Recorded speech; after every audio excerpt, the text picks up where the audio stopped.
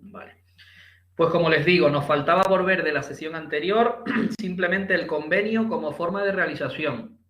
Nos tenemos que situar en un momentito solo en el artículo 640 y recordar que no solo está en el regulado en la ley, en la parte de apremio y ejecución, el pacto entre las partes al inicio de la ejecución, es decir, qué bienes se embargan o cómo se embarga, sino también la subasta como medio para realizar bienes. Y como una tercera vía, la ley nos plantea alcanzar un acuerdo en el proceso de ejecución a través del artículo 640. Eso no implica embargo y realización de bienes, sino que las partes se pongan de acuerdo en cuanto a la forma más eficaz y menos perjudicial, según ellos, según las propias partes y a lo mejor a otros interesados, respecto a los bienes que puedan existir en el patrimonio del ejecutado. ¿Dónde se suelen ver estos convenios? Entre paréntesis decir que esta parte, si entra en los exámenes, que casi nunca nos suelen preguntar, es en el cuerpo de gestión, ¿vale? O sea que los que vamos a gestión, estar atentos y echarle un vistacillo, aunque nosotros muchas veces lo hemos dejado pasado por alto, echarle una lecturita y simplemente tenerlo en mente como una forma residual quizás o no muy frecuente de alcanzar la realización de bienes en el apremio, ¿vale? Como digo, se tiene que acordar en el seno del procedimiento entre las partes y si hubiera otros interesados y supone plasmar por escrito y mediante un acuerdo ante el letrado la voluntad de las partes de llegar al fin de la ejecución. Características, siempre a instancia de parte, son ejecutante y ejecutado los que de algún modo, mediante escrito casi siempre, solicitan al juzgado la celebración de esta comparecencia y la propuesta de esas cláusulas del convenio, es decir, cómo se va a realizar los bienes del patrimonio y cómo va a zanjarse, por así decirlo, la deuda que se mantiene en ese proceso de ejecución.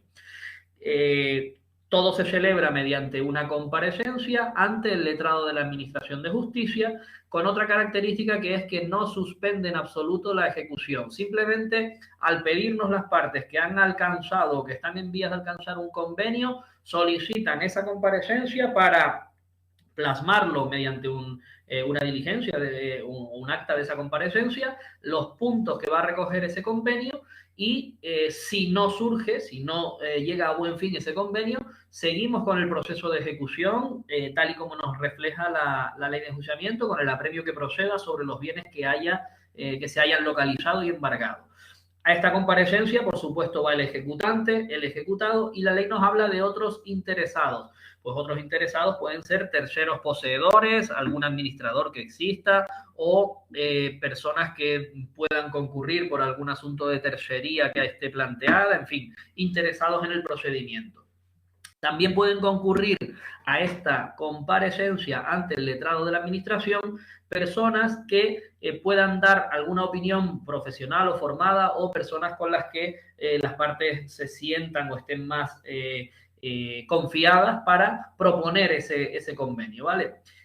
También pueden acudir los partícipes a resultas, es decir, lo que les ponemos aquí, esas personas que pueden comprar los bienes que estén embargados y ahorrarnos todo un proceso de subasta y adjudicación, ¿vale? Muy sencillo, se celebra la comparecencia señalando un día y una hora ante el letrado. Esto se suele hacer en las salas polivalentes o utilizando alguna sala del juzgado o los propios despachos de los letrados. Normalmente, y si se dispone de los medios de grabación, nada impide que se grabe, además es recomendable con los sistemas de grabación que existen, ¿vale? La comparecencia, pues también no tiene una forma como pudiera tener la vista en un verbal o una audiencia previa en un ordinario, pero se entiende y así se han celebrado por lo menos todas las que yo he tenido, concediendo la palabra primero a una parte, luego a la otra parte y entablando una serie de turnos de palabra donde se van precisando sobre la propuesta todos aquellos matices que queden pendientes, ¿vale? Es muy amplio y casi siempre, por lo menos por la experiencia que yo tengo, se suelen dar estos convenios de realización cuando el ejecutado o los bienes que resultan de su patrimonio pues son muy variados o responden, por ejemplo, a empresas de actividades pues bastante voluminosas o muy específicas. Hablo, por ejemplo, pues de empresas agrícolas que tienen maquinaria por un lado, material por otro, o empresas dedicadas a alguna actividad que tengan fincas por un lado, naves por otro, maquinaria por otro, distintos tipos de bienes, incluso a lo mejor aún en funcionamiento, aunque existan deudas para ello. Al final lo que encontramos es un diverso patrimonio del ejecutado y a sabiendas de eso y que al modo de embargo de empresas, ¿se acuerdan? Que era preferible embargar el todo antes que las partes y administrarlo incluso, pues se produce un convenio que puede ser entre ejecutante y ejecutado o incluso un tercero que aparezca y quiera asumir el pago de esa deuda y quedarse con esos bienes, por los motivos que sean. Si encontramos un acuerdo cerrado que se puede aprobar en esa comparecencia, un decreto aprobando el acuerdo con todo el detalle que las partes quieran poner, que el letrado también considere no fraudulento y ajustado a derecho, y en ese momento sí se produce una suspensión de la ejecución esperando a el cumplimiento efectivo, es decir, la entrega de bienes, el pago de dinero por la adquisición de bienes de terceros, por ejemplo, etcétera. El letrado garantiza que no se cause fraude, como hemos dicho, ni perjuicio para otras partes, otros terceros que pudieran existir. Si no hay acuerdo, continuaríamos la vía de ejecución y nada impide que vuelva a traerse más adelante en la misma ejecución otro intento mediante otra comparecencia para este convenio de realización. ¿Cómo se venden los bienes? Pues ya hemos dicho que pueden ser varias formas, incluso individualizándolo. Estos bienes se venden de esta manera. Fulanito, que es un primo de este señor, paga por el tractor y por la máquina de no sé qué, se lo queda, o bien la nave queremos subastarla o pagarla en varios plazos y lo otro nos lo adjudicamos o lo vendemos de esta manera, ¿vale? Una forma de realización en un convenio aprobado. Si no se cumpliera el decreto y el convenio que aprueba, que aprueba ese decreto, si no se cumple el convenio, supone un quebrantamiento del convenio y se alza la suspensión, iríamos al apremio normal, que normalmente suele ser la convocatoria de subasta de los bienes que integren el patrimonio del ejecutado. O el caso que les quería contar, pues bueno, pues era una empresa dedicada a la construcción y extracción de áridos, que había pues quebrado o tenía unas deudas importantes y entre fincas, maquinaria diversísima, camiones, furgonetas de transporte, maquinaria de herramientas de todo tipo y fincas rústicas, etcétera, pues tenían un gran patrimonio. Y acudió un representante de otra empresa y el ejecutante. Y entre esas tres partes, pues llegaron a un acuerdo pues para poner sobre la mesa un dinero que pagara todos esos bienes, quedarse parte de los bienes, camiones nuevos, por ejemplo, maquinaria y herramienta que le servía pues para determinadas actividades relacionadas pues con eso, y así lo pudimos hacer en una comparecencia que bueno, que la tuvimos que suspender o señalar nuevamente varios días, pero que finalmente pues se pudo hacer. Trajeron a todo tipo de personas dispuestas a comprar esos bienes y de partes que querían participar. Finalmente, entre los letrados, pues ellos van trabajando por fuera del procedimiento, se llaman, dicen esto sí, esto no, el valor de esto, la deuda del otro, y llegan a ese acuerdo, ¿vale? Cuando se quiere, normalmente, y si hay dinero para hacerlo y los bienes son interesantes, normalmente se llega a ese convenio de cómo vender, a quién vender, etcétera. La peculiaridad del convenio cuando se produce va a ser solo que nos ahorra que el juzgado esté trabajando en todo el procedimiento de subasta y con la aprobación y cumplimiento tendríamos finalizado el proceso de ejecución, ¿vale? Bueno, pues 640 y siguientes, a ver, no, 640 nada más. La ley nos contempla en el 641 y 641 realización, o sea, venta por una persona especializada. Tampoco solemos ver este artículo, echarle un vistazo al que tenga interés, por si acaso alguna pregunta nos pudiera salir, pero supone simplemente el supuesto que veíamos, alguna casa de subastas en la que las partes acuerden realizarlo o algún colegio de abogados que tenga el servicio para hacerlo, ¿vale? Para subastar. Bueno, entramos en la sección quinta, que es la subasta de bienes muebles. Antes de todo esto, solamente 2 o 3 pinceladas a modo de concepto que nos interesan. La subasta es una forma de realización de los bienes embargados. En el concepto bienes, entender bienes muebles, es decir, objetos, cosas genéricas, determinadas, no determinadas, todo lo que hayamos podido embargar del patrimonio del ejecutado a modo de muebles. Bienes inmuebles, el embargo de fincas, solares, viviendas, etcétera, ¿vale? Naves, todo lo que consideramos finca. Y si se trata de un proceso que viene de una escritura de hipoteca o compraventa con escritura de hipoteca, lo que tendremos será una ejecución de título no judicial, esa hipoteca impagada, y por lo tanto aplicaremos unas normas especiales, pero seguirá siendo una subasta de un bien inmueble. Curiosidad de la ley, como nos lo plantea. Si nosotros entendemos ya que esa subasta es en la forma de apremio, donde vendemos un bien que ha sido embargado o que está hipotecado, tenemos 3 grandes grupos de normas. Unas normas que la ley prevé en su sección quinta para la subasta de bienes muebles, unas normas que complementan a las anteriores, y quiero decirlo así, complementan a las anteriores para el caso de subasta de bienes inmuebles, y a su vez unas normas que especializan el caso de la subasta hipotecaria, ¿vale?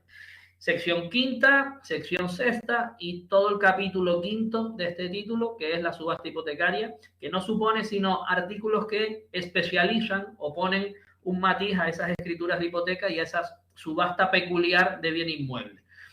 De este modo, esto es lo que nos interesa. A la subasta de los bienes inmuebles se le aplican supletoriamente las normas de los muebles, y a las subastas hipotecarias se le aplican supletoriamente tanto los inmuebles como los muebles, ¿vale?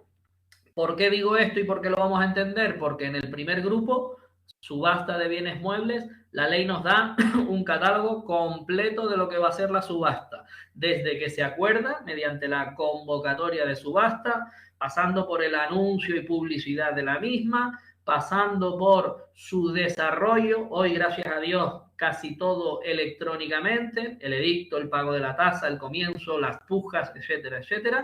El fin de ese periodo de desarrollo y qué pasa con la puja ganadora, quién se adjudica el bien mueble, cómo se hacen los pagos después, es decir, con el dinero que se ha recabado en esa subasta habrá que pagar todo lo que se debe en el procedimiento, veremos qué pasa cuando sobra, cuando no es suficiente, ¿vale? Todo eso, hasta finalmente, pues, la adjudicación y ver qué pasa con el proceso judicial, si continúa o no continúa. Por último, la subasta hipotecaria, lo mismo, recoge esos matices que tenemos en cuanto a que procede la ejecución de una hipoteca que no se ha pagado.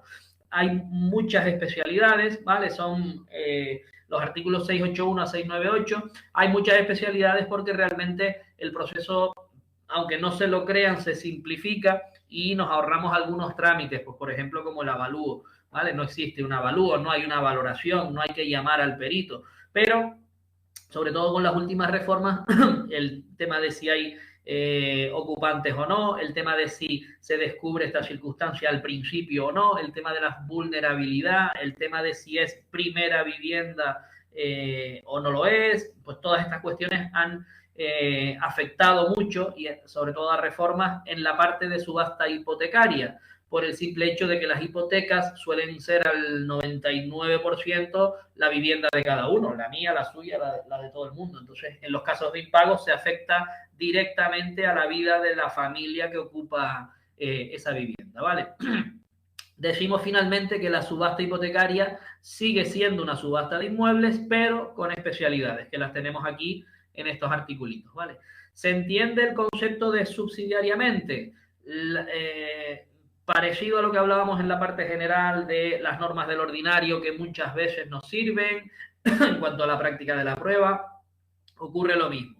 El gran conjunto de normas que tiene todo lo tenemos en los muebles, con algunos cambios en los inmuebles, y lo que no esté regulado aquí lo cogemos de los muebles, y en la subasta hipotecaria lo mismo. Preferimos los inmuebles si está, y si no está, los muebles, ¿vale? Ese sería el camino que estas flechitas quieren reflejar, ¿vale?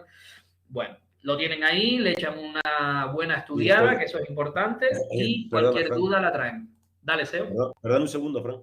Estoy mirando exámenes de años anteriores que hayan entrado, o sea, no les entra en los prácticos, han entrado prácticos en auxilio y en tramitación, pero no han entrado prácticos específicos de subasta en sí, No. sino lo que les ha entrado de la subasta ha sido el 10% de las preguntas, haciendo un cálculo por arriba, o el 5% respecto a la subasta. La mayoría de las preguntas que les han caído es un práctico de ejecución que empieza los dos prácticos que he visto de años anteriores, y si les ponen otro, seguramente será similar. Si les ponen algo de ejecución, ha sido toda la parte de lo que siempre les decimos, esquema Embargo de mental, bienes.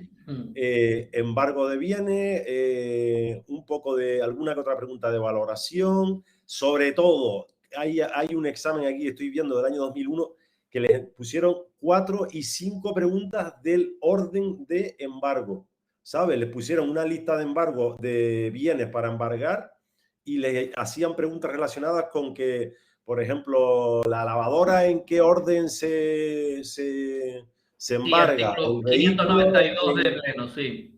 y específicas de subasta, 3 preguntitas. Sí. O sea que los prácticos van a ir encaminados así, ¿sabes? Nosotros les diremos ahora el articulado si le mandamos un práctico, pues el articulado para que vayan un poco más específicos. Sí. Vayan haciéndose la idea mental de los artículos más importantes que hay dentro de una ejecución. Sí. La idea nuestra, más que nada, en esta primera vuelta, por así decirlo, que tenemos tiempo, es la de que no nos pillen en conceptos básicos, no nos pillen en valoración del perito o avalúo del secretario, no nos pillen en tasación de la hipotecaria o de la escritura o valoración realizada por el perito inmobiliario, cositas así que vamos a ver poquito a poco. En la segunda vuelta y posteriores ya no iremos tan despacito y saltaremos muchas cosas.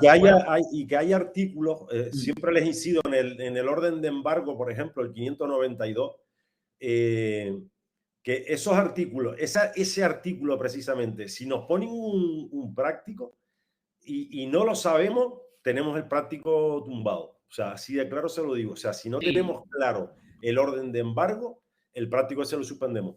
¿Por qué? Porque del 592 le van a pillar 4 o 5 preguntas, y 4 o 5 preguntas, si no las hacemos bien, de 20 está suspendido. Dentro de un práctico estamos un poco vendidos. O sea, dense en cuenta que el práctico del año pasado, la gente que tenía 5 fallos, pues escapó, pero la gente que tenía más de 6, 7, lo tuvieron un poco jodido. Sí, o sea sí. que... Bueno, pero eso no nos va a pasar. Esto que no asuste esto a nadie.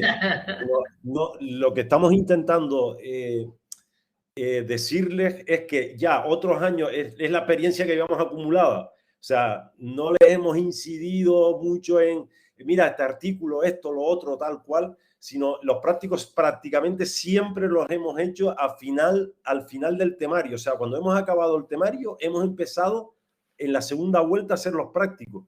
Y ahora no lo estamos haciendo así. Ahora estamos viendo materia y un poquito de práctico. Materia. O sea que la dinámica esa yo creo que es la adecuada para que cojan ritmo de práctico.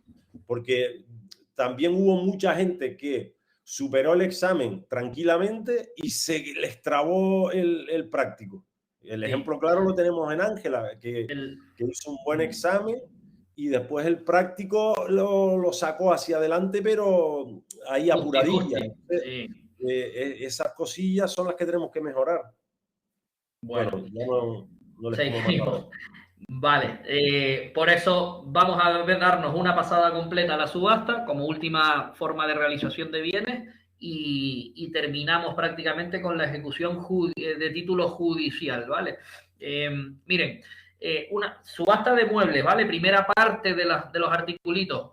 Recordar que la vamos a aplicar muchas veces también a los inmuebles e incluso al hipotecario, ¿vale? Supletoriamente. Está formada de estos articulitos que a su vez la ley nos lo marca prácticamente así. ¿Cómo se prepara una subasta? ¿Cuál es la convocatoria de la subasta? ¿Qué resolución vamos a usar? ¿Quién lo hace? Ya les digo que el letrado y por decreto. ¿Qué significa y cómo se hace el anuncio y publicidad de una subasta? El desarrollo y fin veremos que es electrónico prácticamente. Aquí surge el concepto importante del portal de subastas judiciales, que ya todo se realiza online. Cuando termina esa subasta, ya todo el que ha querido ha participado. ¿En qué consiste el remate? ¿Qué es eso del remate? ¿Quién lo aprueba? ¿Cómo se paga? ¿Cómo se consigna? ¿Y qué hacemos con ese dinero que se ha ingresado en la cuenta a cambio de los bienes muebles o del inmueble que se adjudique? ¿En qué consiste la adjudicación? ¿Qué resolución se dicta? También les digo que es un decreto y también es el letrado de la administración, como no podía ser de otra manera. Antiguamente era el auto de adjudicación. Nosotros, por viejos ya en la casa, muchas veces se nos escapa todavía. ¿Ya tienes el auto de adjudicación? No, el decreto de adjudicación. Ya el juez no participa en estas cosas. El letrado de la administración y por decreto. Veremos qué ocurre cuando o bien no existen pujas o bien las pujas no llegan a los mínimos que exige la ley, porque hay unos mínimos dependiendo si se trata de muebles, inmuebles o hipotecados. Pues si no alcanza el mínimo, veremos que se habla de quiebra de la subasta, veremos las consecuencias y por último, qué hacemos con ese dinero que nos han consignado al hacer el remate la persona que se adjudica el bien, ¿vale? Cuando veamos ejemplo, vamos a ver uno hoy si nos da tiempo, lo haremos sobre un inmueble porque es la mayoría de las cosas, de las subastas que se van a encontrar, pero recordar siempre eso, que lo mismo he podido embargar una zapatería con un montón de mercancía variada, como me pasó a mí en la última ocasión, marroquinería, bolsos, carpetas, no sé qué, zapatos, vestidos, etcétera, hacer un par de lotes y subastarlo, que lo mismo puedo hacer un embargo de un piso, una casa, una finca o lo que sea, ¿vale? Voy a someterlo a subasta, la diferencia es que le aplicaré las normas de los inmuebles en lo que tenga en la ley y si me falta algún articulito lo cogeré de la parte general, como por ejemplo la valoración por el perito o el avalúo si hay que realizarlo o lo que sea, ¿vale? Estos son los esquemas, estos 7 puntitos que vamos a ver de forma esquemática y no muy profunda tampoco con respecto a la subasta. Miren, ¿cómo se prepara una subasta? Artículo 644, tenemos que hablar de la formación de lotes. Un lote no viene a ser más que un conjunto de bienes, en este caso de los que están embargados, y formados o preparados por el letrado de la administración. ¿Quién es el encargado de formar esos lotes para subasta? El letrado de la administración. ¿Cuál es la diferencia de realizar una subasta o prepararla sin lotes o con un solo lote, que viene a ser lo mismo, ¿vale? O la de realizar distintos lotes, pues que los que participen en esa subasta podrán pujar, podrán querer apostar para quedarse el lote 1 o el lote 2, o si no existe sino un lote con mucha mercancía embargada, solamente podrán pujar como si fuera un bien en concreto, ¿vale? ¿De qué depende que se formen o no se formen lotes en una subasta? Pues lógicamente del buen fin de la subasta. El letrado atenderá a la forma más eficaz de conseguir que esa subasta pues tenga un resultado positivo, que alguien puje y que se quede el lote o los lotes que se están subastando. Cuando embargamos un edificio de 16 pisos, se puede pedir y se puede decidir que se formen distintos lotes, uno por piso o uno por planta. Cuando se embarga esa zapatería o esa tienda en la que tenemos embargados un montón de bienes muebles de distinto tipo, ordenadores por un lado, ropa y vestidos por otro, gafas de sol por otro, podemos hacer varios lotes en función del tipo de bienes, ¿vale? Bueno, sabiendo que el buen fin es lo que va a determinar eso, el letrado lo que va a hacer, y según dice el artículo, es previa audiencia de las partes, formar o no los lotes que sean. Lo más frecuente es que no existan lotes, si se embarga una cosa o no, pero bueno, esto sí se ve más en conjunto. O has embargado vehículos de carga y motocicletas, pues puedes a lo mejor separarlo en dos lotes y tienes esos dos tipos de subasta, esos dos lotes en una subasta, ¿vale? Le daremos 5 días. Fíjense que aquí equivale la misma frase previa audiencia, dar audiencia a las partes. En la mayoría de ocasiones se la damos para algo. Pues en este caso les emplazamos y les damos 5 días para que manifiesten lo que quieran respecto a la formación de lote.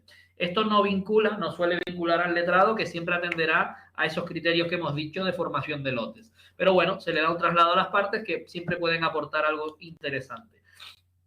Hay un caso o un límite en el que no se realizará la subasta, bien sea en bienes en un solo bien o un solo lote, o bien por lotes. No se realizará cuando el letrado considere que al terminar la subasta, el producto de la subasta, si se consiguiera, ni siquiera va a superar por su valor, cuando menos no va a poder superar ni los gastos que cause la propia subasta. Cuando hablamos de gastos de subasta está no solo la intervención en costas de los peritos que valoren o de los edictos que estén, sino también el concepto propio de costas e intereses que se incluye en este concepto. Si ni siquiera vamos a alcanzar eso, no vale la pena subastarlo y ese límite impide que saquemos a subasta, ¿vale? Tendría el letrado que justificarlo y no saldría a subasta. Es un límite que nos establece el propio artículo. Y después tenemos que tener en cuenta que el valor de estos bienes muebles que vamos a fijar lo denominamos justiprecio, ¿vale? Es el valor que le damos al bien que se embargue o a cada uno de los lotes. Fíjense que si en este lote hemos incluido 4 o 5 bienes, le vamos a dar un valor al lote y yo que vengo de fuera voy a poder hacer pujas por este lote concreto, ¿vale? Sin embargo, si lo que tengo es un conjunto de bienes, que consideraríamos que es un solo lote, pero que ni siquiera hay formación de lote, sino esos bienes salen a subasta, tienen un solo valor, ¿vale? Si tenemos 3 lotes, pues ya podré pujar por el lote que sea.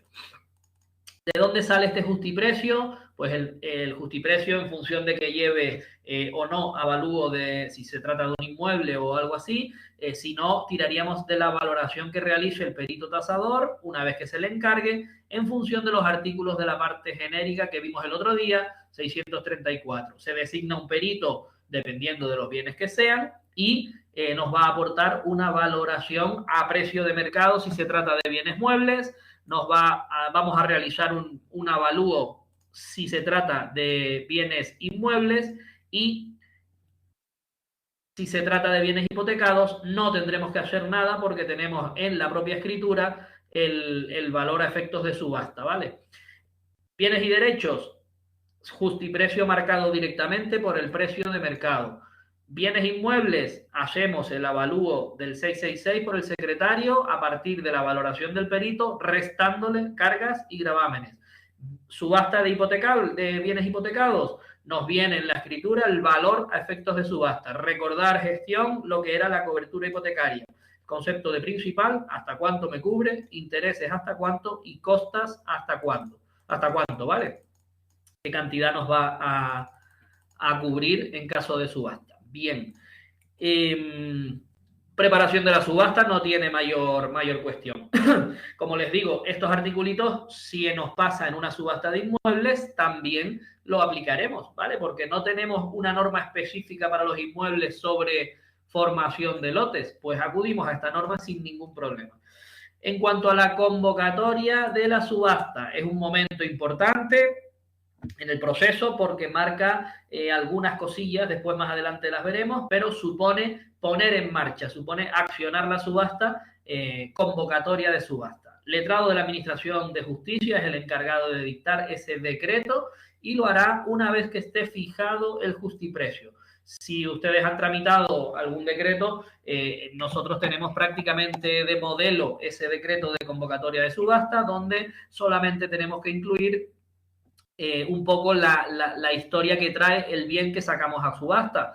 Fue embargado en tal momento, se despachó ejecución en tal momento, fue embargado en tal momento, se ha valorado en este precio, se convoca a subasta y las consecuencias de la convocatoria de subasta. Bien, vamos a ir poquito a poco.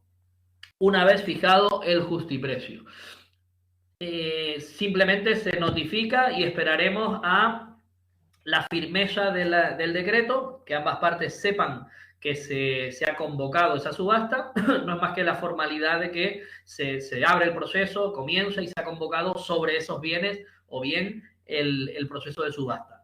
Cuando pasamos a la tercera parte o al tercer momento de la subasta mediante el anuncio y publicidad, es decir, cuando sacamos la subasta del expediente y ya la damos a conocer a todo el mundo, anuncio y publicidad de la subasta, pues lo hacemos una vez que sea firme este decreto. ¿Por qué? Porque en el proceso de ejecución se puede recurrir casi todo y a veces el ejecutado no está de acuerdo con que le saques a subasta uno de los vehículos que le has embargado, sino que prefiere o quiere que le embargues el otro, y entonces va y te recurre el decreto de convocatoria, o el decreto tiene algún error, ¿vale? Entonces, una vez que sea firme, es cuando damos el siguiente paso.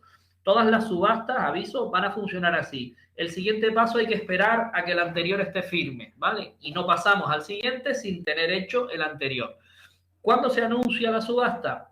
La anunciaremos cuando sea firme el decreto de convocatoria. ¿Dónde lo anunciamos? Pues miren, muy curioso. Tenemos una triple, casi, 3 posibilidades de anuncio y publicidad, ¿vale? Pero bueno, el anuncio en sí, que supone la comunicación oficial y plasmarlo de manera oficial en el Boletín Oficial del Estado, se anuncia en el BOE.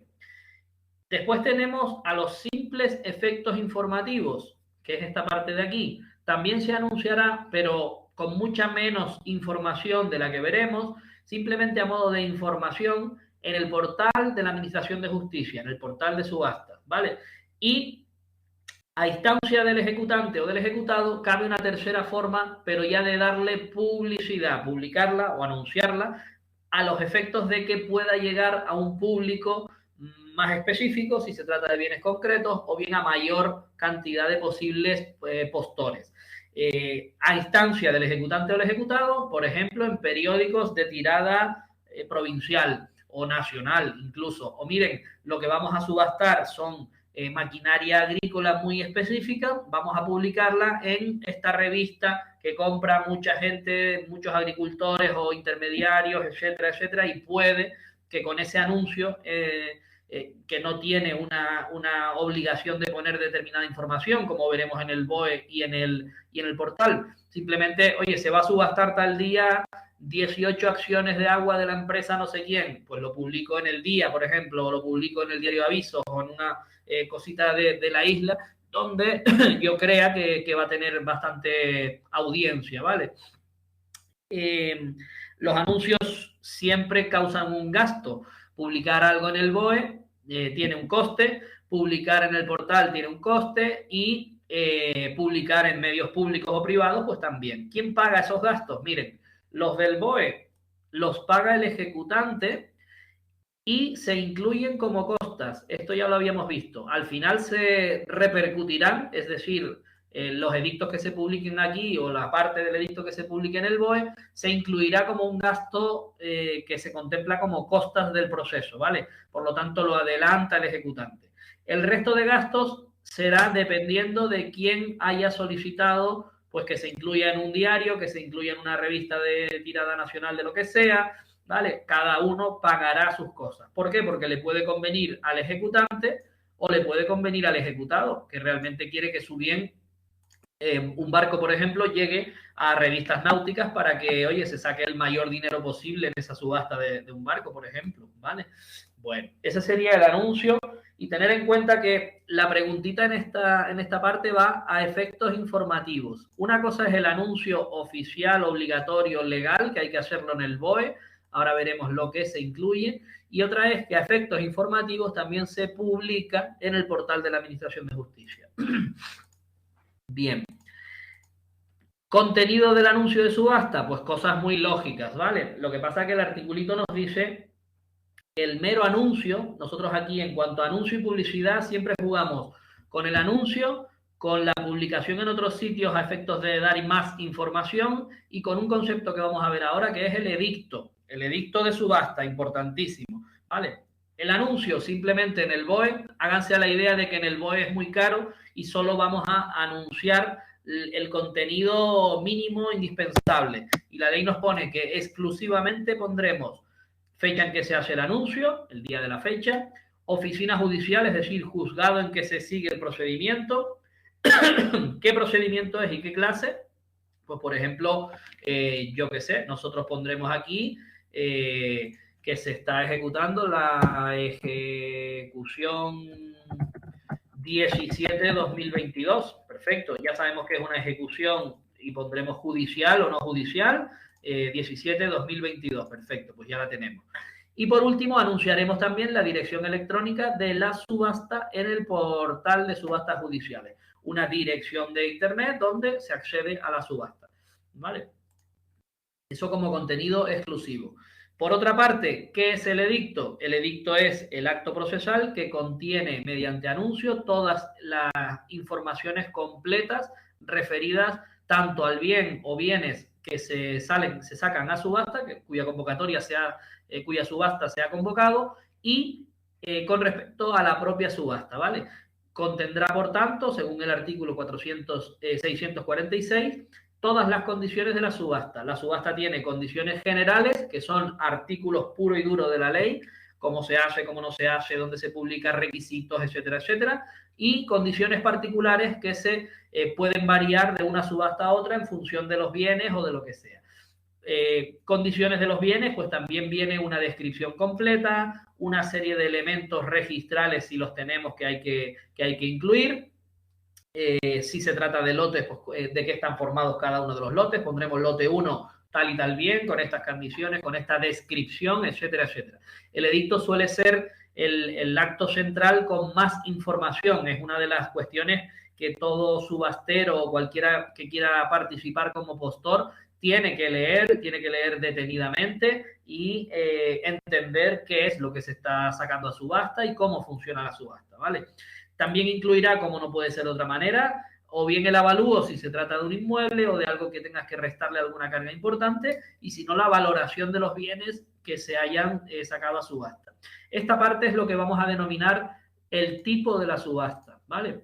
Este va a ser el tipo de la subasta, el avalúo o valoración que se le haya dado a los bienes a subastar, ¿vale? Tipo de la subasta.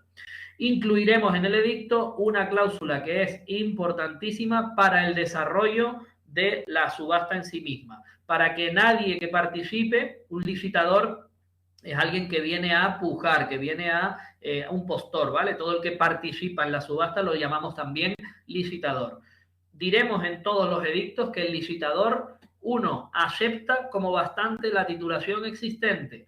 En la subasta nosotros vamos a tener, sobre todo en los inmuebles, pero también en los muebles se suele dar, la titulación del bien. Un bien donde va a estar inscrito en el registro de la propiedad. Le pediremos al registrador que nos mande una certificación de las cargas. Le diremos que nos aporte la valoración, el perito, y todo eso lo incluiremos. Toda esa titulación, el que vaya a la subasta la va a tener que asumir como suficiente para su participación. Traducido, no va a poder decir después, es que yo no sabía que había una carga posterior, yo no sabía que había una hipoteca antes, yo no sabía. No, usted asume como bastante todo lo que hay, todo lo que se encuentre de sorpresa, sorpresas son. ¿Vale? También asume el licitador que si puja por debajo de lo mínimo, ya veremos el artículo 650 que nos va a decir distintas posibilidades de subasta, ¿vale? De que las pujas sean válidas. No se preocupen si no lo entienden ahora, ya iremos poquito a poco viendo y desmenuzando eso. Si pujamos por debajo de lo mínimo, asumo las consecuencias que son, ¿vale? Dependiendo de lo que se trate, tendrá distintas consecuencias el haber pujado por debajo. Este anuncio o esta publicación, tanto en el edicto como en el portal de subasta. Se tiene que poner esta cláusula en los dos. Ya les digo que viene por defecto en todos los modelos que utilizamos nosotros como edictos, ¿vale? Hoy veremos uno completo que tengo por aquí localizado, que es interesante. Miren, para la persona que va a participar, licitador, les adelanto que no solo pueden ser terceros ajenos al procedimiento, el propio ejecutante, Si hay otros postores, si hay otras personas que participan, personas físicas, personas jurídicas, va a poder pujar, ¿vale? Por quedarse el bien o por elevar la puja o por, en definitiva, participar. Licitador, persona física o jurídica que participa en la subasta. Requisitos, artículo 647, identificación, pues mediante el SIF, el NIE, el DNI, lo que sea. También se incluye, ya que lo hacemos electrónicamente, si participa por sí mismo, personalmente, o lo hace en nombre de alguna empresa. Fíjense que la subasta electrónica tiene la virtud de que canaliza todos los movimientos de dinero, identificación de las personas, etcétera, hacia la agencia tributaria, hacia Hacienda, ¿vale? Y, de hecho, las cuentas expedientes de las subastas están fiscalizadas y están controladas en el portal por Hacienda, con lo cual hay que saber muy bien quién es el que participa y si lo hace en su propio nombre o lo hace en nombre de un tercero o de otra persona. Bien, declarar su propia participación, eso es marcando, identificándose y marcando lo que las conoce, las condiciones generales y particulares. Yo pregunto, ¿dónde encontrará este licitador y se podrá leer las condiciones generales y particulares de una subasta de 10 vehículos de una casa de coches? ¿En qué documento encontrará, por ejemplo, las condiciones particulares de esos vehículos y si se han formado 2 lotes distinguiendo furgonetas de camiones, etcétera? ¿En dónde? ¿Qué es lo que tendrá que informarse él o leerse? También tendrá el licitador que acreditar que ha pagado lo que se llama el depósito para pujar, el depósito para poder participar en la subasta. Efectivamente, las condiciones generales y particulares acabamos de ver que están en el edicto, forman la parte principal del edicto, ¿vale? Esto sería una flechita. Cada vez escribo peor. Voy borrando. Miren, esto es una de las cositas que cambia de los bienes muebles a los bienes inmuebles, que cambiaba. Creo que ya, si no me equivoco, en este articulito ya lo han igualado. Antes cambiaba mucho el porcentaje del valor que tenemos que aportar. Pero en cada caso, en cada tipo de bienes, tendremos que atender si es al justiprecio, si tenemos que acudir al avalúo efectuado por el secretario o si tenemos en la propia escritura de la hipoteca un valor del que calcular ese porcentaje. Quedarse con esta cifra, 5% del valor de los bienes, ¿vale? ¿Cómo se hace eso? Pues luego, si quieren, lo miramos, pero es mediante un ingreso directo en la cuenta expediente designada, ¿vale? En esa cuenta que yo les hablo, donde se va a celebrar la subasta. Ahí van entrando las pujas. Desde el momento en que se consigna ese depósito, el propio portal de subastas ya te permite realizar las posturas, realizar una puja para al final ganar ese bien, ser la puja más alta y ser el vencedor en esa subasta. Lo que les decía, también este artículo prevé la posibilidad de que el propio ejecutante participe como postor, como licitador, siempre y cuando haya otros postores, ¿vale? La característica del ejecutante, al ser el que ha puesto en marcha el proceso de ejecución, está sufriendo los gastos adelantados, etcétera, se le permite participar sin consignar el 5% obligatorio que cualquier otro tercero tendría que poner, ¿vale? Bueno, este mismo articulito nos introduce un concepto doble, ¿vale? Que vamos a definir simplemente para saber en qué consiste, y un concepto doble que nos podemos encontrar tanto en la subasta de muebles como en la de inmuebles como en los hipotecarios, que se llama, por un lado, el remate, que es el remate, y por otro, que es ceder el remate o la cesión de remate. Miren, el remate no es más que, luego lo veremos, la diferencia que hay entre el 5% que yo he ingresado, ¿vale? Para participar, lo tenemos aquí, para yo poder participar en la subasta, el 5% de lo que sea, ¿vale? Hacemos toda la subasta y resulta que gano yo con mi postura, con mi mejor postura, o la puja más alta es la mía. Luego restaré lo que he dicho que voy a pagar por ese bien con lo que ya había depositado. Y ese montante es el remate. Me darán un plazo para efectuar ese ingreso mayor y completar todo lo que yo he dicho que iba a pagar. Bien, pero ese plazo será para efectuar, para realizar el remate de la subasta, Usted dijo que llegaba hasta 100.000 euros, consignó 5.000 de tal, pues debe usted 95.000 euros todavía. Plazo para efectuarlo. Y además, la otra posición es que yo pueda participar en la subasta con la facultad de ceder ese remate. Es decir, yo pongo el 5% y cuando llegue la hora de hacer el remate, de pagar la diferencia por haber ganado yo la subasta, en vez de hacerlo yo, se lo cedo, se lo traspaso a un tercero. ¿Dónde ocurre esto muchísimo?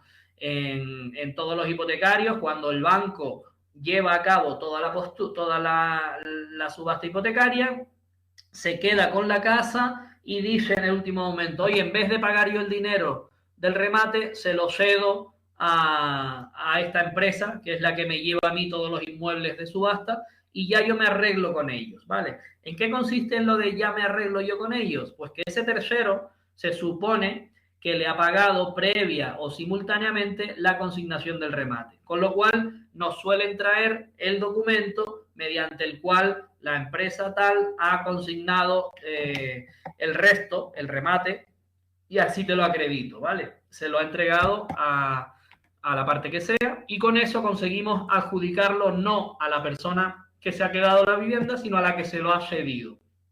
Surgen dos figuras, el que cede el remate, que es el ejecutante que ha llevado toda la subasta, lo llamamos cedente en ese caso, porque es el que cede el remate, y cesionario, que es la persona física o jurídica que viene nueva al procedimiento y que finalmente es la que paga, ¿vale? Con ese dinerito, es la que paga el remate, ¿vale? Normalmente nos aportan un documento mediante el cual, pues, oye, yo ya le he pagado a esta persona el remate, con lo cual todo queda saldado. Se podrá adjudicar directamente a esa persona cesionaria, al tercero, ¿vale? Esto también funciona en los inmuebles y funciona en los hipotecarios. Es una facultad que tiene tanto el ejecutante del procedimiento como acreedores posteriores que puedan realizar alguna postura en la subasta. Si al final se la quedan, por ser los acreedores posteriores a ese embargo, pues pueden ceder el remate. Son los únicos, ¿vale? Si yo soy un tercero ajeno, no tengo esta facultad. Si yo gano la subasta, me tendré que quedar con el bien yo. ¿Ok? Bueno, hasta ahí con eso. En cuarto lugar, nos encontramos cómo se desarrolla una subasta, en este caso de bienes muebles, pero también nos va a servir para el resto de subastas, inmuebles e hipotecarios. Lo hemos hecho a partir del artículo 648 y simplemente mediante preguntitas muy sencillas, ¿vale? ¿Dónde celebraremos la subasta? Celebrar la subasta supone ponerla, activarla para que empiece el plazo para realizar pujas y terminarla el día que se termine o el momento en que se termine. Antiguamente, recordarán ustedes, pues, por haberlo visto en los juzgados o por haberlo visto incluso en documentales informativos o películas, la subasta se celebraba físicamente un día a una hora. Empezaba por la mañana a la hora señalada y dependiendo de la gente que concurría, pues iban haciéndose las posturas in situ. Eso, aparte de que era muy latoso y muy escandaloso, muy ruidoso, porque había que incluso llamar a voz en grito allí, subasta pública, no sé si se acuerdan muchos de los que están sino que luego las pujas se iban haciendo uno por uno, dependiendo del tramo que hubiéramos elegido, subo 10.000, subo 20.000, subo no sé cuánto, y realizar un acta de esas con un funcionario y 6 o 7 subasteros peleándose por un inmueble en una subasta, pues era un poco coñazo, ¿vale? Por decirlo de esa manera. Eso todo cambió. Era bonito. Pues sí, también es verdad que era. Habían algunas que eran tal, pero habían algunas que eran bonitas, la verdad que se ponían interesantes. Se ponían interesantes. Lo que sí es verdad que era más interesante, si no, bueno, yo por lo menos lo creo, lo que pasaba entre bastidores, ¿no? En cómo un subastero ya sabía que se iba a quedar con esta porque el otro se iba a quedar con la otra, el banco no sé qué, el banco no sé cuánto. ¿Vale? Esos negocios entre subasteros también eran, la picaresca funcionaba un montón. Bueno, como digo, todo eso se eliminó. Ahora tenemos una subasta electrónica en el portal de subastas judiciales y como les ponemos aquí, se celebra ahí y depende de la Agencia Estatal de la Administración Tributaria. no depende de los juzgados. Ese portal de subasta. Por eso les digo que toda la información que se lleva a cabo en el portal, desde la identificación, la cuenta, si actúas por tu cuenta o por otra, todo tiene conocimiento la agencia tributaria y tiene su importancia fiscal, por supuesto, ¿vale? Tributaria. Bueno, ¿en qué momento se abre la subasta? Importantísimo. Esta es una de las preguntas que suelen hacer en cuanto a subasta. La respuesta es que se abre en ese portal transcurridas al menos 24 horas desde la publicación del anuncio en el Boletín Oficial del Estado, siempre y cuando haya sido remitida la información de la subasta. Vale, a partir de aquí dicen ustedes, pues vale, me parece muy bien, a mí no me interesa, pero tenemos que entender que hay dos momentos. Esta parte, remitir la información al portal de subastas, ¿vale? La hacemos desde el juzgado. SEO, yo, el resto de funcionarios que trabajan en subastas, envían esa información al portal, se almacena, ya la tiene el portal y ya está la subasta, como si dijéramos ahí, latente, pero no se ha abierto la subasta. Va a haber un punto en el que normalmente al ejecutante se le entrega un modelo para publicar en el BOE. Un modelo que, bueno, se llama 791, no lo voy a poner porque no me da para escribir el lápiz este, se llama modelo 791, incluye el edicto y todas las normas de la subasta y es el documento que lleva físicamente o telemáticamente al BOE para su publicación. Hay que pagar y a partir de ahí, cuando el BOE lo publique, que realmente subir un edicto o parte de ella ya tiene una fecha en que se sabe que va a empezar, al menos 24 horas después es cuando automáticamente el portal abre la subasta. ¿Qué significa abrir la subasta? Que ya podemos participar mediante pujas en esa subasta. ¿Ok? Vale, pues saber que hay dos partes aquí. Una que depende del juzgado, que es remitir la subasta. Nosotros en el argot le decimos subir la subasta al portal. ¿Ya subiste la 394? Pues mira, no, la voy a subir después del desayuno. ¿Vale? Nos suele llevar un tiempo porque hay muchos datos que transcribir y es una responsabilidad, es una de las partes más responsables. Fíjense que el letrado tiene que firmarla, no crean que lo hace el funcionario. El funcionario hace como si dijéramos el trabajo sucio, hace el trabajo de transcribir y entrar en la aplicación. Finalmente la envía, el secretario o el letrado lo revisa y finalmente le da el último botón para que se envíe. La responsabilidad es del letrado de la administración, pero es verdad que los funcionarios, algunos más que otros, pues solemos subir la subasta sin problema, ¿vale? Bueno, eso ya depende un poco de cada juzgado. Subimos toda esa información, queda latente ahí hasta que por el otro lado le hemos entregado ese documento, ese modelo al procurador que lo lleva a publicar en el BOE y entonces sí, una vez publicado, a las 24 horas al menos, empieza esa subasta. Ahí se abre. Y efectivamente, como estarán pensando ustedes, tiene un plazo para realizarse. Ahora lo vemos. Nos dice también el artículo cómo se hacen las pujas. Pues miren, electrónicamente, lo veremos hoy si nos da tiempo, entramos a nuestro portal y realizaremos primero el depósito para poder participar y a partir de ahí cuantas pujas queramos. ¿Qué ocurre? Que para no realizar pujas de 1 euro o de menos, se establecen normas en cuanto a cuál ha sido el tipo de subasta, ese valor que nos tiene que interesar a nosotros, qué cantidades se tienen que consignar como depósito y luego los denominados tramos entre pujas, que son las cantidades mínimas que se pueden empujar. Pues, por ejemplo, de 1.000 en 1.000 euros, de 3.500 en 3.500.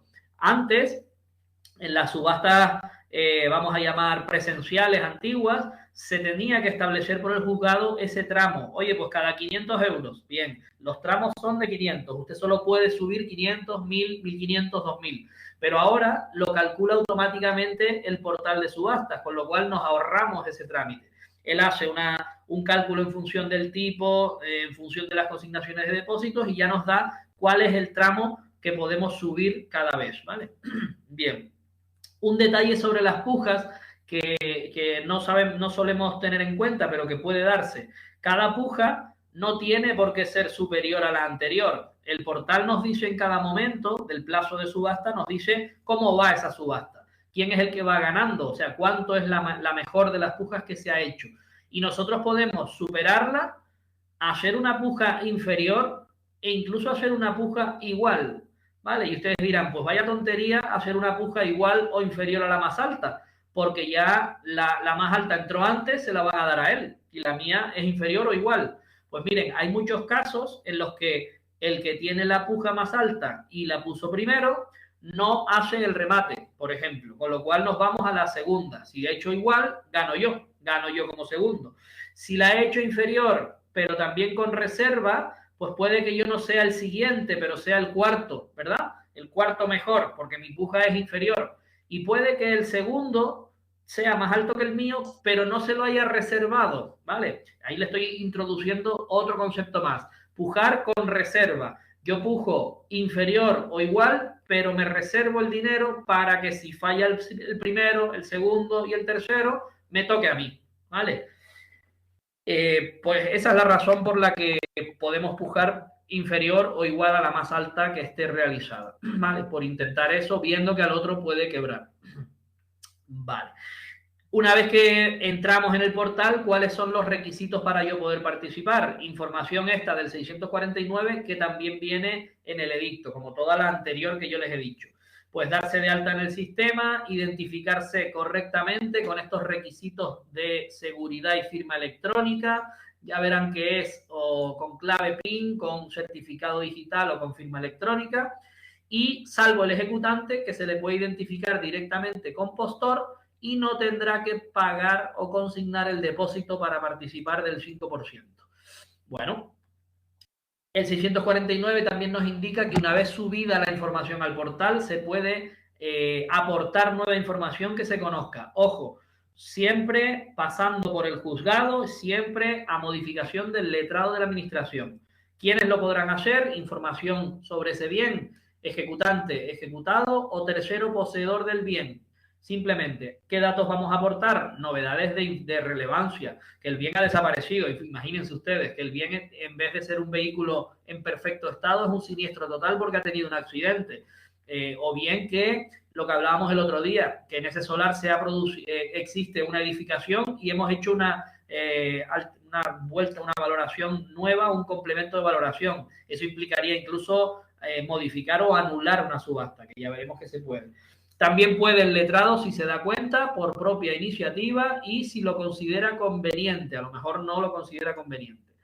Por último, el 649 nos introduce un concepto tecnológico, vamos a decir, pero que es vital para todo el sistema de pujas, que es el llamado sello de tiempo. El sello de tiempo no es sino ese acuse que nos da la aplicación, que nos da el portal de subasta, del momento exacto en el que yo he hecho mi postura, el sistema lo ha recibido y nos dice también el importe en euros que yo he depositado o que yo no lo tengo que depositar, que yo he dicho que voy a pagar, ¿vale? Mi puja, ¿en qué consiste? El momento exacto es fecha, hora, minuto y segundo, ojo, ¿vale? Porque ahora veremos que en función de ese plazo para hacer subasta y sobre todo del último momento de la subasta, ahí empieza lo bonito si les gusta este sistema de subasta, es muy puñetero en cuanto a que cada minuto cuenta y hay que tener en cuenta algunos placitos ahí al final de la subasta. Pues a eso nos vamos a referir ahora. ¿Cómo se desarrolla la subasta electrónica? Lo mismo, sea para muebles o sea para inmuebles, vamos a acudir a este articulito. Dice el 649 que desde que se abre, recuerden, el procurador ya ha llevado su 791, su modelo, y se ha activado inmediatamente en el portal. Inmediatamente no, al menos un día, al menos 24 horas después. Durará 20 días naturales. Ojo, naturales, aquí no estamos hablando de un plazo procesal, sino 20 días naturales, de fecha a fecha. Si se activó un viernes, contamos ese sábado, ese domingo y todos los siguientes, desde que se abrió. Con coletilla, estudienselo con coletilla. Desde la apertura. Desde la apertura sería esta parte de aquí. Y otra cosa, en el 648, no sé si se lo comentaste, Fran, que es una pregunta que cayó en un examen. En el portal de subasta solo se publicará la puja más alta entre las realizadas hasta ese momento. O sea, que no se publica, yo pujo 1000, el otro puja 1500, el otro pujó tanto, sino solo aparece cuando finaliza la subasta la puja más alta. Si nos da tiempo lo vamos a ver porque te sale eso está en el 648, en el último párrafo. 648 y sí. Miren, Dura 20 días naturales desde la apertura, pero ojo, se abre, empieza a funcionar, a lo mejor en los 15 primeros días no tenemos ninguna puja, sigue transcurriendo el tiempo, llegamos al día 20, ¿vale? Que cuenta, llegamos al último día. Ese último día cuenta desde las 12 horas hasta las 00, ¿verdad? Desde las 00, perdón, hasta las 24. ¿Cuándo nos dice la ley que se cierra? No se cierra hasta que pase una hora de la última postura. Por lo tanto, si yo soy el subastero que estoy pendiente, me espero hasta que han transcurrido 23 horas del día último, ¿verdad? Imaginemos que se cierra a las 12, pues a las 11 de la noche, a las 23, incluso a las 23:59 hago una puja. ¿Qué me dice la ley? Que como ha entrado dentro del último día, 23:59, se prolonga una hora más. No se cierra hasta que pase una hora desde la última postura. Mi postura ha sido mejor que la anterior, gano yo.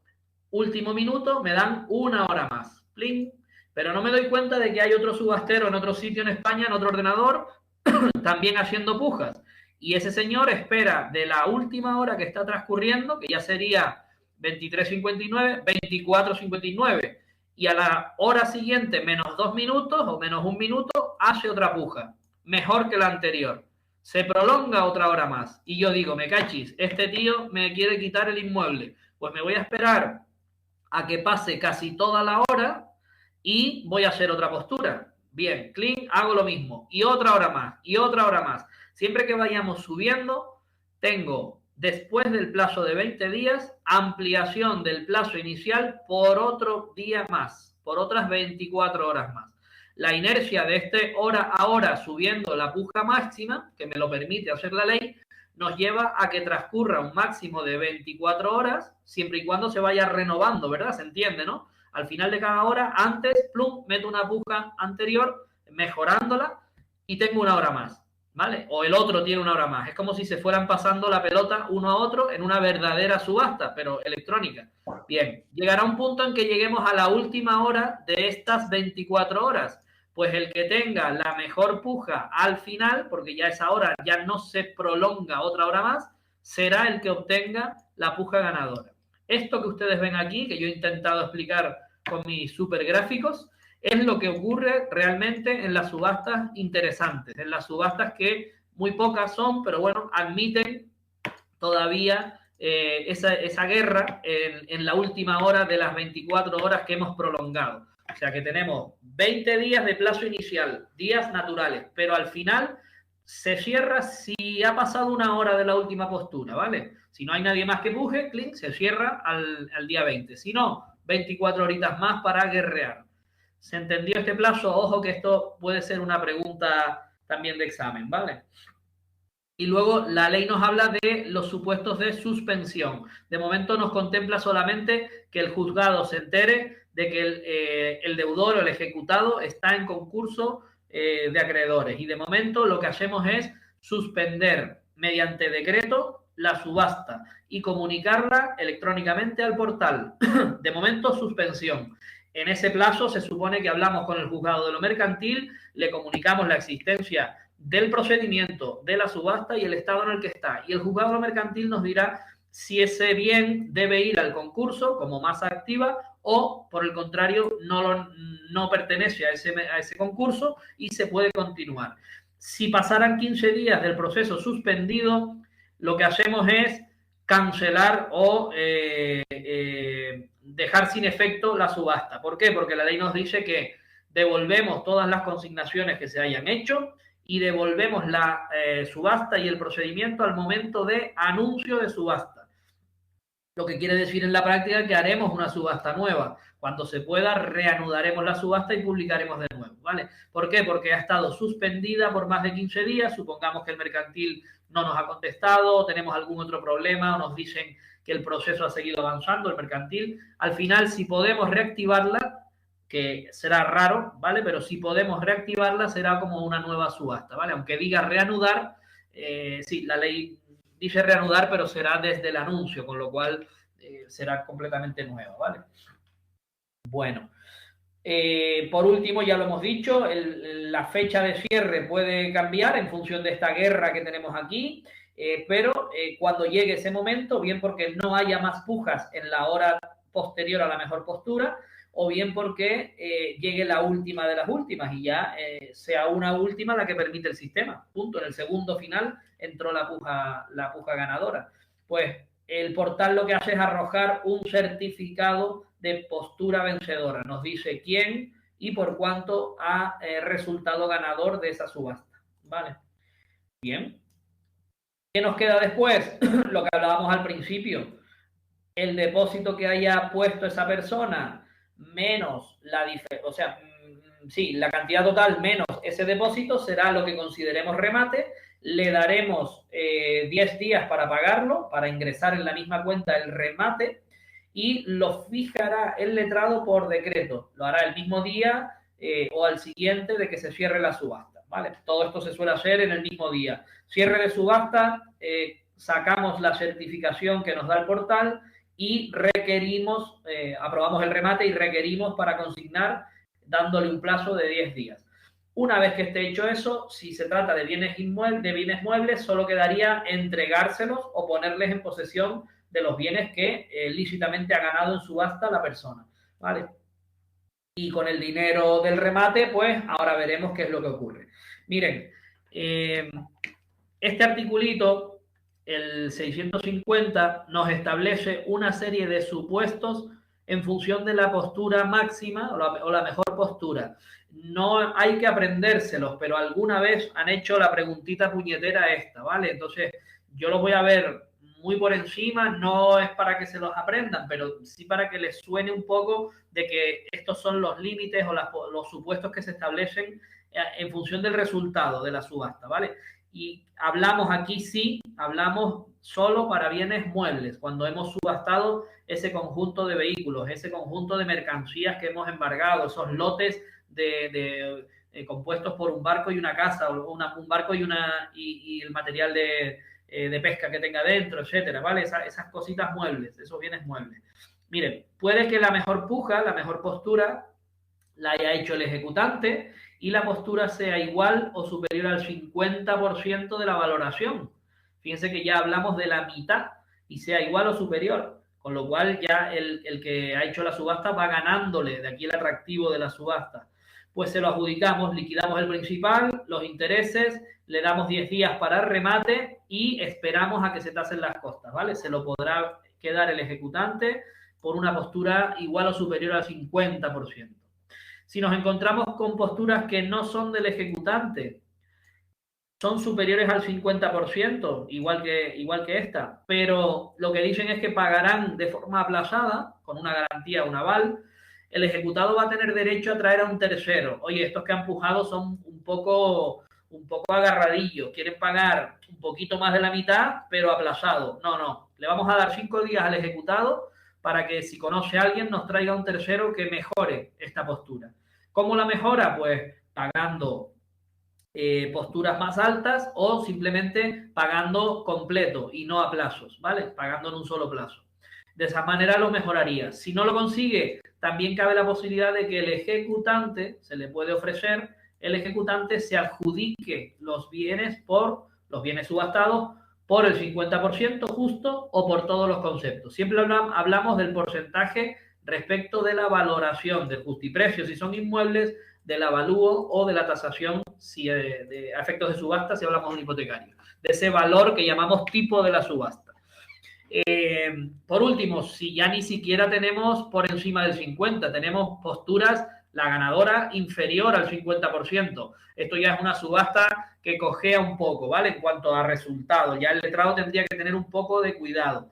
No obstante, la ley nos dice, démosle 10 días al ejecutado para que no le roben su mercancía, no le roben su barco, no le roben su vehículo. Menos del 50% de la tasación es un poco un robo. A ver si en 10 días trae un tercero que apueste o que puje más del 50%, o si es menos porque el coche está muy deteriorado, pero que cubra todos los conceptos.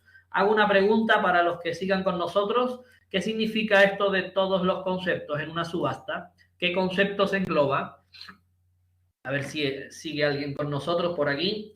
Vale, si pasan los 10 días y el ejecutado no tiene a ningún tercero, volvemos a tocar al ejecutante, que podrá adjudicarse los bienes por la mitad, es decir, el 50%, o también por todos los conceptos. La misma oportunidad que tiene el tercero se la damos al ejecutante, ¿vale? Un tercero o el ejecutante, para tener esa posibilidad.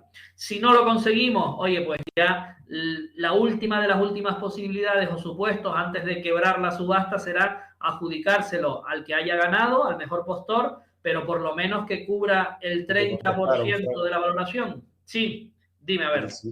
Te contestaron todos: principal, intereses y costas. Efectivamente, principal, intereses y costas procesales son todos los conceptos de cualquier ejecución. Muy bien. Vale. Por último, eso, mejor postor, siempre y cuando al menos, oye, un poco de dignidad, el 30% de esa valoración o cubra por lo menos el despacho de la ejecución.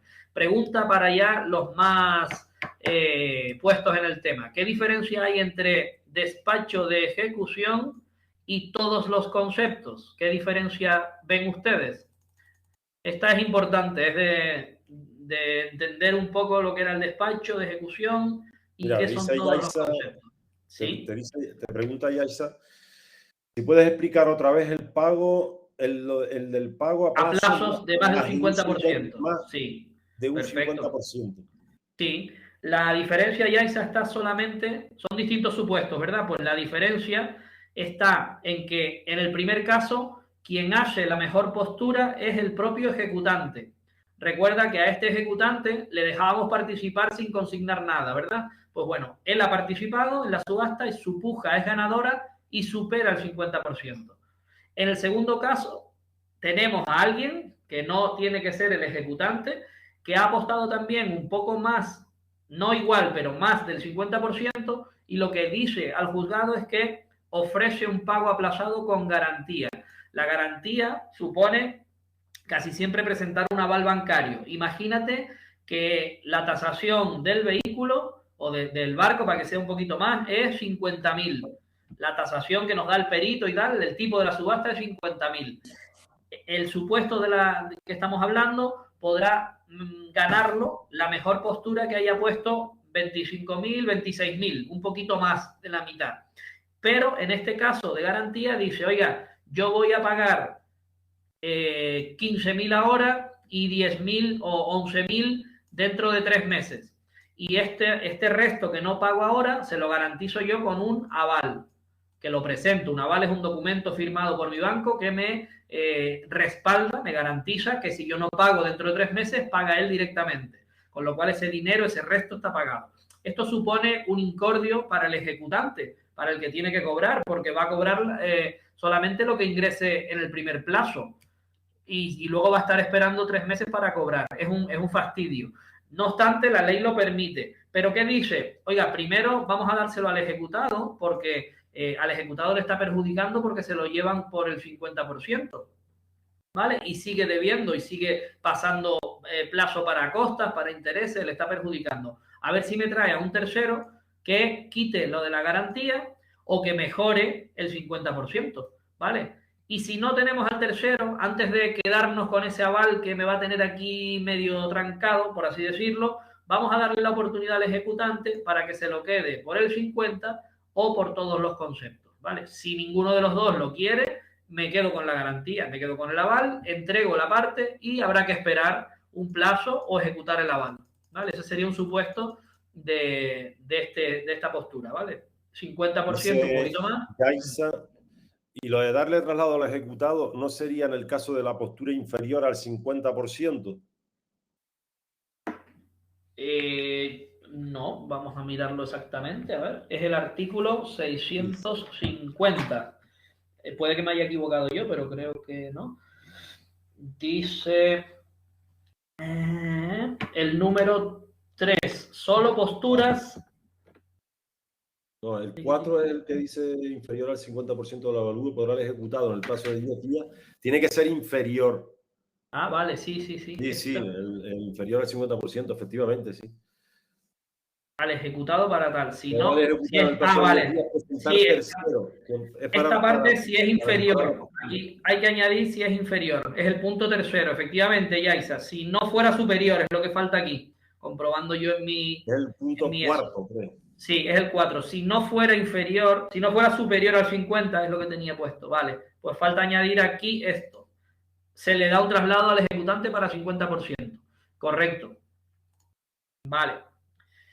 Bueno, pues hasta ahí la otra está bien del 30%. Repito la pregunta para los que razonan todo esto. ¿Qué diferencia tenemos entre todos los conceptos y que cubra al menos el despacho de ejecución? ¿Alguien se atreve con sus palabras? ¿Por qué no, la ley no dice lo mismo? Que supere el 30% o todos los conceptos. Venga, lo digo. Cuando hablamos de todos los conceptos, hablamos efectivamente de principal, intereses Y te y lo pone costas. Carolina y Sí, a ver. Ángela y A ver. Yaisa pusieron. Carolina dice, si te refieres en el despacho de ejecución al % de intereses y costas, que no podría superar el 30%, y en todos Pues los no, conceptos no. va por Lo ahí, está va por ahí. preguntando. Si nos fijamos, si pensamos un poco, hemos Ángela dicho que... dice que principal solo, y Yaisa, Vale, todos los conceptos son intereses y costas. vale, íbamos mejor al principio. Habíamos pensado al principio bien. La primera respuesta que dimos es que todos los conceptos son principal, intereses y costas. ¿Bien? Y que el despacho de ejecución, que lo estudiamos en el auto, también comprende un concepto de principal, otro de intereses y otro de costas procesales. Entonces, ¿por qué la ley los diferencia? Pues los diferencia porque, a ver si lo puedo poner bien. Aquí, cuando hablamos de todos los conceptos, hablamos de principal, hablamos de intereses liquidados y hablamos de costas tasadas. ¿Se entiende esto? O sea, ya sabemos cuánto es el principal, que lo sabíamos siempre, tenemos los intereses fijos y tenemos las costas tasadas. Sin embargo, cuando hablamos de cantidades en el momento del despacho de ejecución, ¿qué tenemos? Tenemos principal y luego tenemos intereses y costas prudencialmente calculados, provisionalmente calculados o que no superen, salvo alguna tal, el 30%. ¿Se acuerdan de todo eso? Pues esa es la diferencia. Entonces, esta postura va a englobar solo la cantidad prevista. Si del momento en que se despachó ejecución hasta el momento de la subasta han pasado 15 años, los intereses habrían crecido un montón, pero al mejor postor del 30% no se le obliga a pagar eso, sino el despacho de ejecución. ¿Es injusto? Pues según se mire, pero sí, que cubra al menos la cantidad o cantidades que se despacharon en ejecución. Esto es rizar un poco el rizo, ¿vale? Tampoco se pongan muy tal, pero son detalles de nivel, ¿vale? De cuestiones ahí un poquito que se dan cada XX tiempo, no es muy frecuente, ¿vale?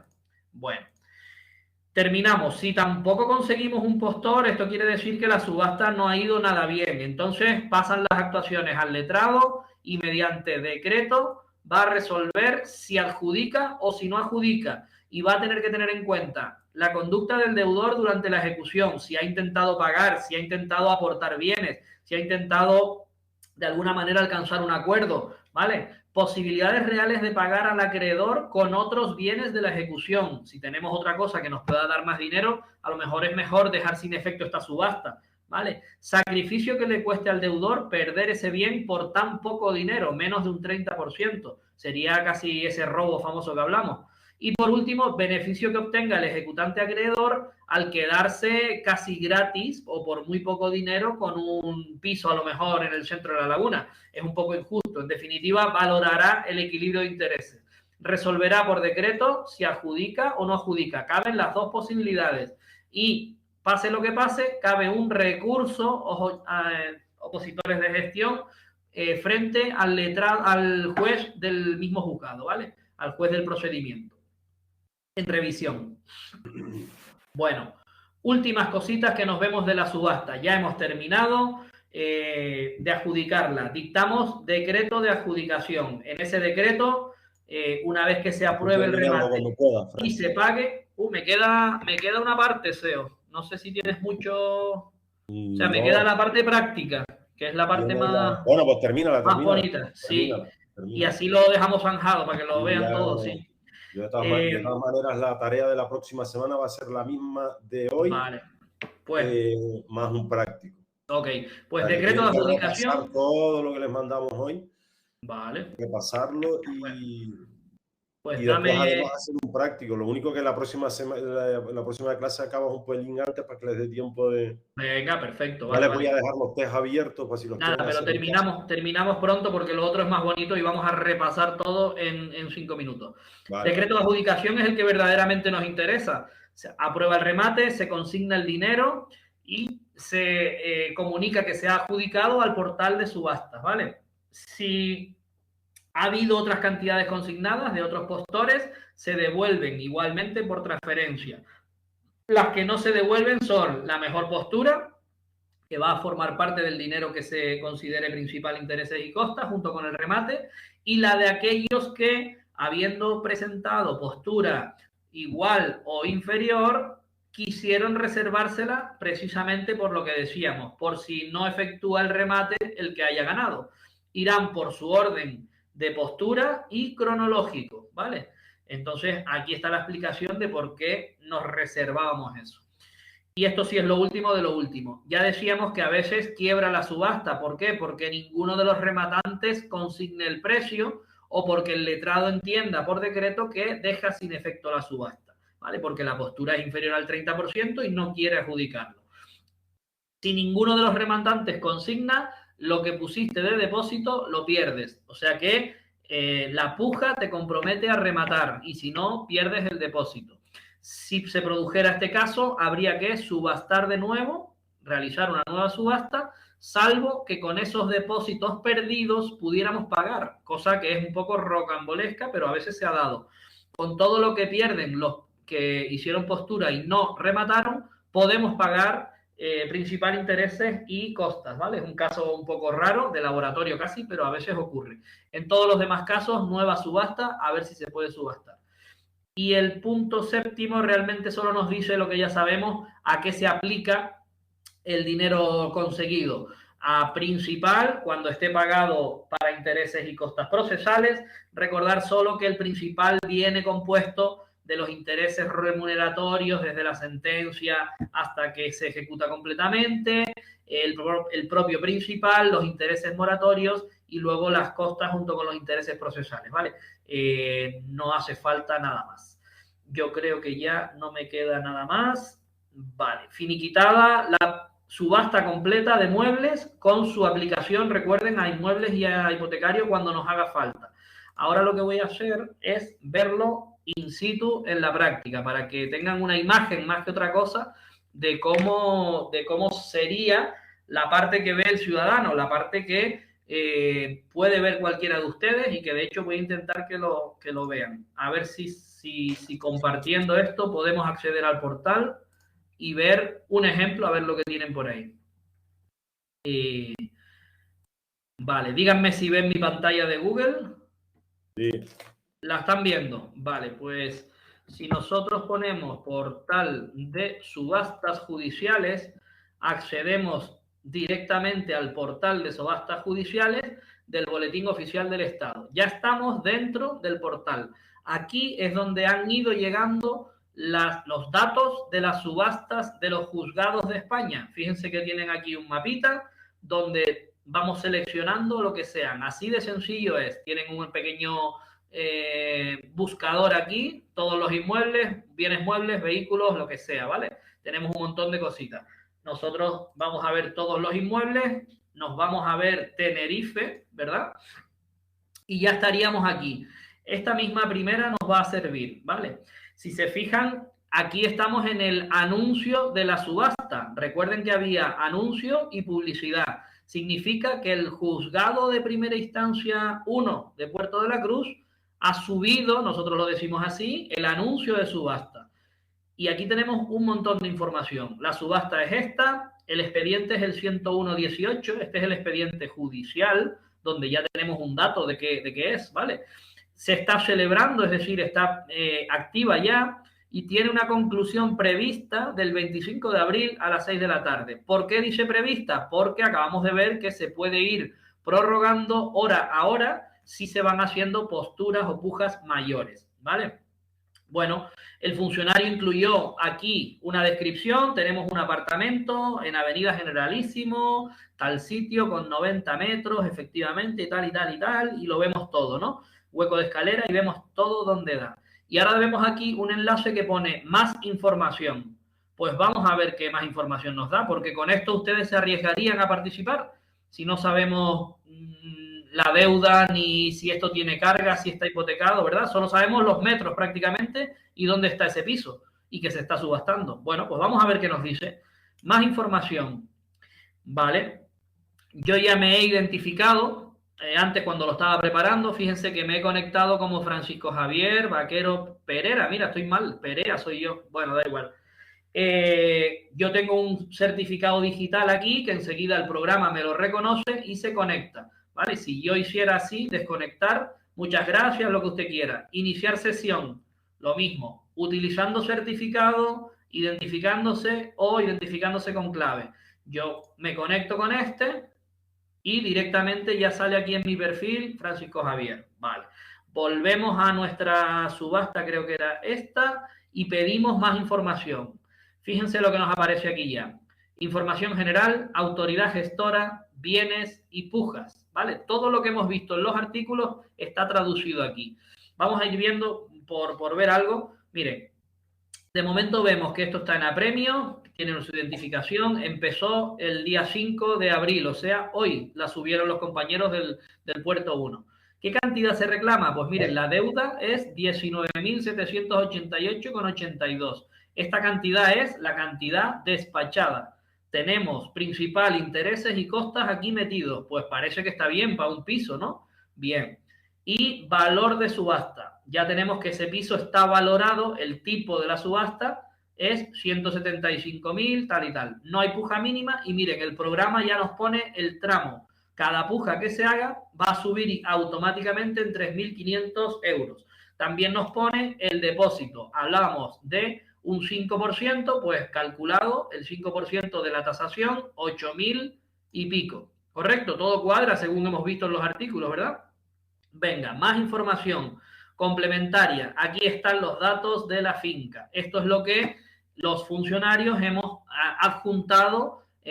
Aquí debería estar el edicto y debería estar tanto la valoración como los datos del registro. Todos los datos que nosotros estamos obligados a considerar suficientes. ¿Se acuerdan de eso? Vale, pues vamos a ver.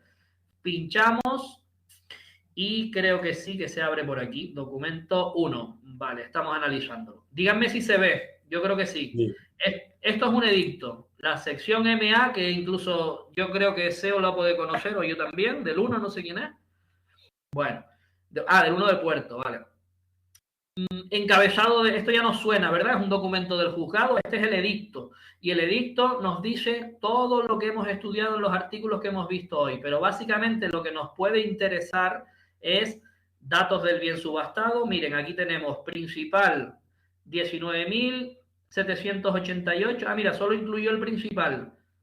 5.900 calculados provisionalmente para intereses y costas. En mi opinión, en el dato debería haber sumado estas dos cantidades. Pero bueno, eso tampoco es óbice para anular una subasta. Bueno, 19.000 más 5.000, vale. Datos del bien subastado con la valoración a efectos de subasta. ¿Ven cómo pone aquí tras liquidar cargas si las hubiera? Estamos hablando de un avalúo efectuado por el letrado. Como no hay cargas, equivale la tasación del perito al avalúo. Descripción de la finca, ya la tenemos. Muy bien, muy bien, muy bien. Registro de la propiedad. Es vivienda habitual, esto ya lo veremos el próximo día. Ubicación y nada más. A partir de aquí, condiciones generales, ¿se acuerdan? Artículo 643, los acabamos de ver. Requisitos para participar, identificarse, declarar, registrarse, participar el ejecutante como postor, cuándo se celebra, cómo se celebra. Aquí tienen un resumen de todo el articulado que acabamos de ver, que va en todos y cada uno de los edictos.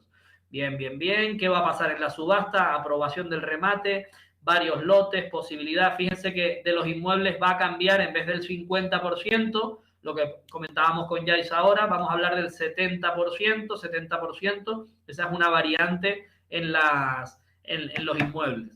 Todo, perfecto. ¿Cómo se entrega el inmueble? ¿Qué ocurre si hay gente ocupada? Eso lo veremos el próximo día muy por encima. Y nos encontramos con otro documento importante, la certificación de cargas. ¿Qué pasa con la certificación de cargas? Pues que ya nos dice si hay otras cargas a tener en cuenta. Ya podemos deducir que no, que sabemos que coincide la tasación con el avalúo, por lo tanto, aquí solamente vendrá el embargo de esta ejecución, efectivamente. Punto tercero, no sé si me siguen.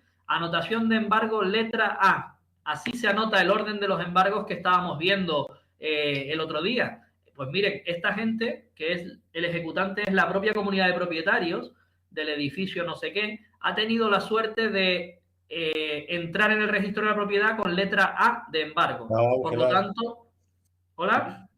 No, Ángela que está diciendo que se tiene que... Vale. Con la letra A, por lo tanto, es la primera que se ejecuta y además vemos que no tienen más cargas, porque esto es afección al pago de impuestos y tal, no tiene ningún otro acreedor posterior, con lo cual han sido ellos los primeros que han conseguido el embargo. Toda la certificación de cargas y yo creo que ya no tiene otro documento. Vale. La valoración que ha hecho el perito. Este perito que está por aquí, del Puerto de la Cruz, perito Juan Enrique, ha sido designado en ese procedimiento de la lista de peritos de bienes inmuebles, agentes de la propiedad inmobiliaria, le tocó al colegiado tal, y presentó, recuerden, previa provisión de fondos, mediante la aportación del informe en 8 días, todas esas cositas de los artículos que nos estudiamos el otro día. Pues él presenta su tasación. Aquí tienen un ejemplo, bueno, pues nos dice cuál es el inmueble, datos que tiene que aportar, si hizo una visita o no, metros cuadrados. Al final de todo esto, supongo que tendrá unas conclusiones donde diga cuánto vale. Miren, los metros cuadrados de tal sitio, una comparativa, esto no nos interesa. Diciendo que vale, pues miren, por aquí, fecha de emisión, observaciones, 175.000, lo que teníamos antes, ¿vale? Tasación. El secretario sobre esto hace el avalúo que coincide porque no hay cargas. Incluso nos presenta dónde está, miren, Puerto de la Cruz, una fotito, esto está en el pleno centro del puerto, ¿vale? Pues ahí está, tal. Más fotitos, todos los documentos que conformaron la peritación. Un documento de Google con la foto, ¿vale? Y ya está. Estos son los datos que realmente, y una nota simple, a ver, sí, nota simple informativa del registro de la propiedad que nos puede añadir si hay alguna carga o no. Con lo cual, esta subasta y un informe de evaluación de precios de mercado, pues bueno, también lo aportó. Todo esto, si somos personas que queramos ir a la subasta, nos sirve perfectamente. Ya tengo los datos y ahora yo lo que digo es, autoridad gestora, ¿quién es? Pues miren, juzgado de primera instancia del Puerto de la Cruz, con este teléfono, este fax y este correo electrónico. Los bienes ya los tengo referidos, ¿vale? Aún así me ponen una descripción. Nos dicen que no ha tenido información del registro de la propiedad porque no está conectado y que la certificación de cargas en su caso está en el PDF que acabamos de ver. Pues bueno, no hay nada. Relacionados no me va a decir nada más. Solo la dirección actual, familia Betancourt y tal. Y en Pujas es donde yo tendría que ir para, si digo que me interesa, bueno, pues miren, ¿qué me dice el portal? Que el tiempo que queda para hacer Pujas son 19 días, 20 horas, 10 minutos y fíjense, 18, 17, 16. Estamos en ello. O sea que si yo quiero hacerlo, todavía tengo días, pero bueno, ahí vamos segundo a segundo. Me advierte de que el tiempo restante es meramente informativo y que podrá retrasarse conforme al 6491. Si en el último momento hay una puja, pues oye, se prorroga una hora más. Miren los dos datos que le decía SEO al principio. El portal solo arroja la puja más alta. ¿Qué nos pone aquí? No hay pujas en esta subasta. Lógico, se empezó a funcionar hoy, no tiene pujas. Vale, más o menos cuando quede un día o queden horas, vuelvan a esta puja y verán que ya hay alguna, porque esta subasta es bastante interesante, ¿vale? Y la última parte, que es la del ciudadano o la del subastero, pujar en esta subasta. Miren, para poder participar tiene usted que haber constituido el depósito, es decir, ese 5% o esos 8.000 y pico euros. Si hasta aquí puedo llegar, porque ya no voy yo a participar en la subasta, pero aún así, si le pincháramos aquí, que creo que lo puedo hacer, me saldría el ingreso desde mi cuenta particular de mi banco. Y ya, a ver, me la estoy jugando aquí, ¿eh? Constitución de depósito previo. Ah, bien, aquí está. Marque esto si usted actúa por alguien. Recuerden que hay que identificarse, ¿vale? Si yo marco aquí, me dirá por cuenta de quién está usted participando. Oye, yo voy en nombre de mi empresa o yo voy en nombre de mi tío, que es el que tiene el dinero. Todo esto para que Hacienda lo controle. Y aquí ya me está dando el pago de 8.000 pavos. Rosa dice que te anime. ¿Eh? Que Rosa dice que te anime. Ah, sí, estate quieto. No, en teoría los funcionarios no podemos participar en subastas judiciales, ¿eh? Venga, anímate, dice. Podemos, bueno, yo qué sé, no está tan claro eso, pero no debemos nosotros, voy a quitarlo por si acaso.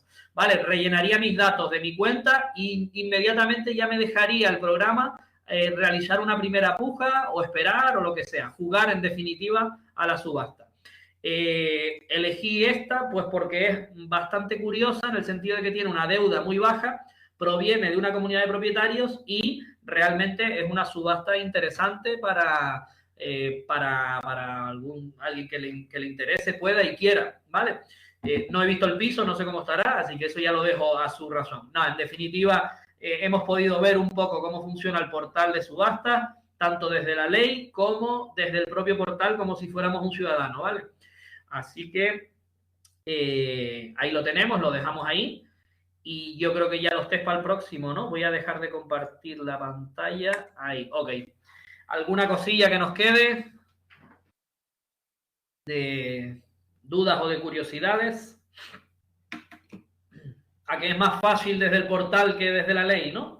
Pues... Hombre, mira, Fran, una cosa. Si la deuda estaba sobre 20.000 euros, sí, y las pujas llegan a 21.000, se quedan con el apartamento por 21.000 euros. No, tenemos que acudir al 650 que acabamos de ver. Bueno, realmente no es el 650, sino el correspondiente de inmuebles, que sería el 671.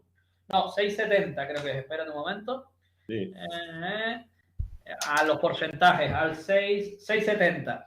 No se puede adjudicar si no supera el 50% de la tasación, si no supera el 70%, va a depender del caso. Ella lo está midiendo por la deuda. Tiene claro. que medirlo por la tasación del tienes que irte a la tasación. Jugarías sobre los 175.000. Yo hice mi cálculo. Déjame parar la grabación. El 50%